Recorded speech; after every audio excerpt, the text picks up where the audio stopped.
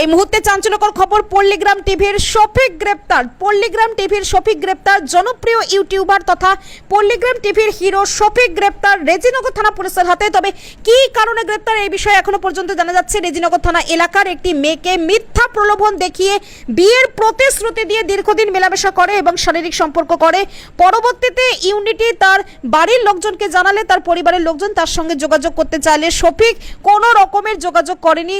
ফলে তার নামে ধর্ষণের মামলা করা হয় এবং তার ভিত্তিতে গতকাল রাত্রে তাকে তাহিরপুরের একটি হোটেল থেকে গ্রেপ্তার করে রেজিনগর থানা পুলিশ। এই বিষয়ে কি বলছেন ওই নাবালিকার বাবা শোনাবো কলকাতা সংবাদ টিভির পর্দায়। মাঝে সাঝে আসে আমাদের কে ওই শফিক। কি কারণে আসতো? এমনি আসে দিয়ে আস্তে আস্তে যেতে বললো তোমাকে আমি বিয়ে করবো। হ্যাঁ, বিয়ে নাই করে আমরা লিখে যাই ঠিক করে। বি করেনি? না, বিয়ে করে না। দিয়ে তখন আবার স্কুল যাওয়ার নাম করে নিয়ে গেছি, ও আবার সেখান থেকে দিয়ে দিয়ে কালীগঞ্জের আমরা লিখে দিয়ে গেছি। দিয়ে বলছে যে আমি বিয়ে করবো, খারাপ লাইনে চলে গেছে।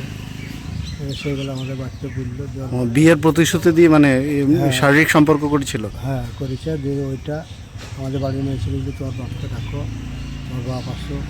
যে বাড়িতে এসে দিল, পুলিশকে খবর দিল, পুলিশ এসে চলে আসলো। একটা মীমাংসা করবে। হ্যাঁ, মীমাংসা করি বলে আর কি করলো না। দিয়ে যখন ও আবার চলে গিয়েছিলো বাংলাদেশ, দিয়ে এক সপ্তাহের ভিতরে আমি বাংলাদেশ চলে যাবো। আমাদের কিছু লোক আছে, ওরা বলে দেয় কৃষ্ণনগর বাহাদুরপুর হোটেল ভাড়া করেছিল। ওখান থেকে রাত্রিরে 1টার সময় ধরে এখানে 2:30টার সময় এসেছে পুলিশ। ওর নামে কেস করেছিলেন? কি কেস করেছিলেন আপনি? ওই রেপ কেস করা আছে। রেপ কেস করেছেন?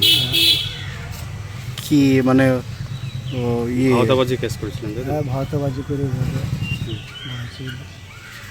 রকম কাজ করেছে। মেয়ে হোমে আছে, মেয়ে ট্রিটমেন্ট সব হয়ে গেছে। মেয়ে হোমে চলে গেছে 4 দিন আগে। এবং কি চাইছেন আপনি? হ্যাঁ, ও সরকারি যা ভালো লাগে তাই করি, আমরা কিছু হবো। আজ যে পুলিশ কোর্টে তুললো, কি বলবেন? কোর্টে তুললে ওর সাজা হওয়া চাই। সাজা?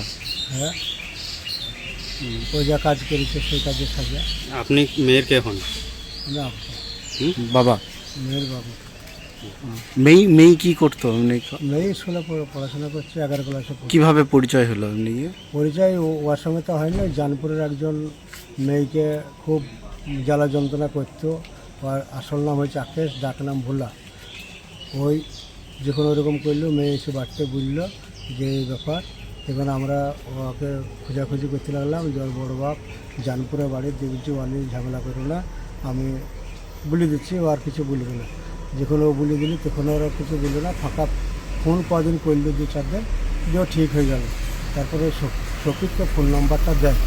কে দেয়? বাড়ি ওই ভোলা। যে শফিক তখন যোগাযোগ করে আমার মেয়ের সাথে এরকম কাজ করলো। দিয়ে হাইলাইট করে দিল, একটা চুমা দিয়েছে, এমনভাবে দিয়েছে একবারে ভারতে ঘুরে বেড়াইছে 11 মেয়ের সাথে, যেন ইয়ার বিয়ে না হয়। কিন্তু ভোলা এটা করাইছে, শফিককে দিয়ে খেলাইছে যে মেয়েটা যেন। মেন ঘটনা হয়েছে ওই ভোলার।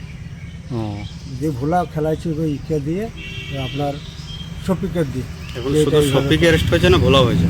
হ্যাঁ, আর 2 জনাতে ওই শফিক আর হয়েছিল। এবার শফিক বলছে ওসব বাদ দে বা ছেড়ে দে।